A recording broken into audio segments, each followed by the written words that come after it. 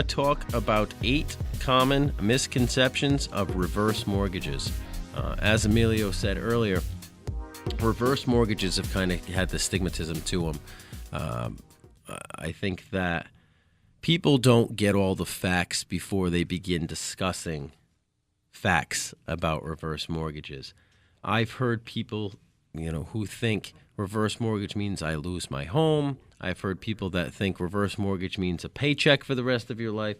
Let's talk about some of the misconceptions, and we'll number them out. We'll make them nice and easy. Number 1, does the bank own my home? The borrower continues to retain title and ownership of the home, not the bank. The bank is not on the title. So a reverse mortgage is no different than when you owe your local mortgage company a loan. You're still on the title. You still own it. It's just that they have a lien against that property. Mm-hmm. Number 2, can I lose my home with a reverse mortgage? So once you get a reverse mortgage, the bank can only foreclose on the home if you do not pay your homeowner's insurance or real estate taxes, or if you don't maintain the property. As long as this home is your primary residence, meaning as long as you live in this home, you never have to make a mortgage payment. So that's how a reverse means. Let's go back to that for a second. You have to pay your taxes. You have to pay your homeowner's insurance. The bank, if they find out that you're not paying homeowner's insurance, meaning that if your house burnt down, there's no money coming in, they do reserve the right to call the note, meaning foreclose on you.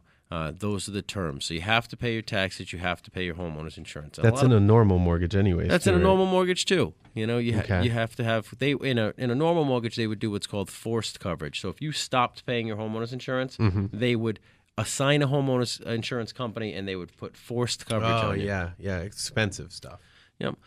Can I get a reverse mortgage even if I currently have a mortgage? It's a great question. The first thing would be to pay off, and the mortgage will do this, the reverse mortgage, will be to pay off your current mortgage and any other liens against that property.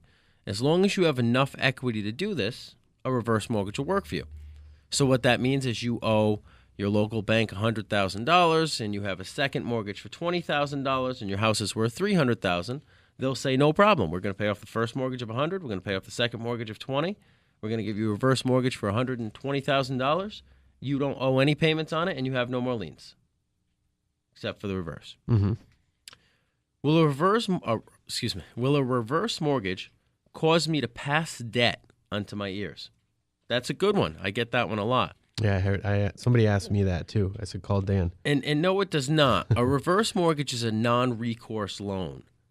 So what that means is if the balance of the mortgage is greater than the home value, the mortgage insurance that's on this, that's PMI, FHA mortgage insurance, will cover the difference. An example, you pass away, your house is worth $150,000 and you owe $200,000. No big deal. Have a good life. Take care. Your kids have nothing to do with it. The bank takes the property. Have a good life. You're upside down on it. Don't worry about it. So the bank takes the property. They would take the property at that point. Okay. Yeah.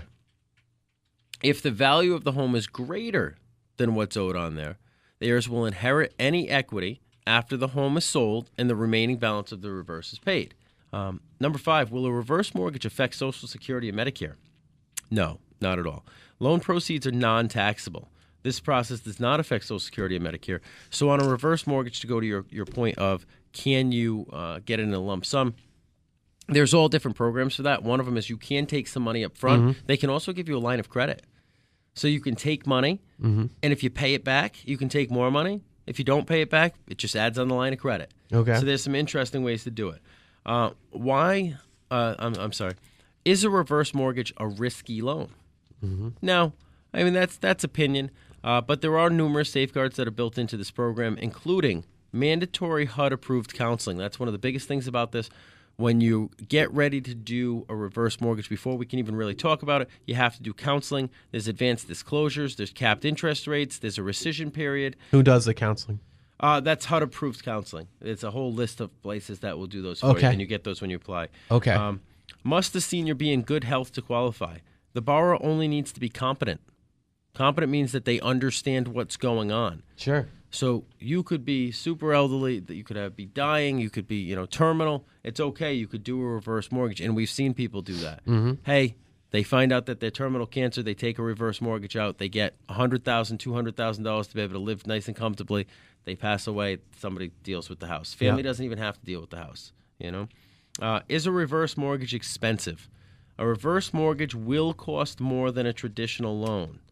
Closing costs are HUD and FHA regulated for the borrower's protection. But as we talked about on the phone last night, reverse mortgages are expensive. Yep. They're not what you call right away expensive. Regular loan, you take it out, you pay some fees. It comes out of pocket. Some of them you do a purchase, you pay fees. Some of them come out of pocket. We get credits for them. Reverse mortgage, it's long-term expensive. So an example of that would be reverse mortgage. I want $100,000 cash in my hand on a reverse mortgage. Maybe when it's all said and done, you're going to owe $110,000. And 20 years from now, when you die, you're not going to owe $110,000 because you've made no payments. You might owe $150,000 because you've had interest that's accruing. The person that, if you have any questions about this, please call Tom Julian in my office. Tom specializes in this. His phone number 401-533-1547. Again, 533-1547.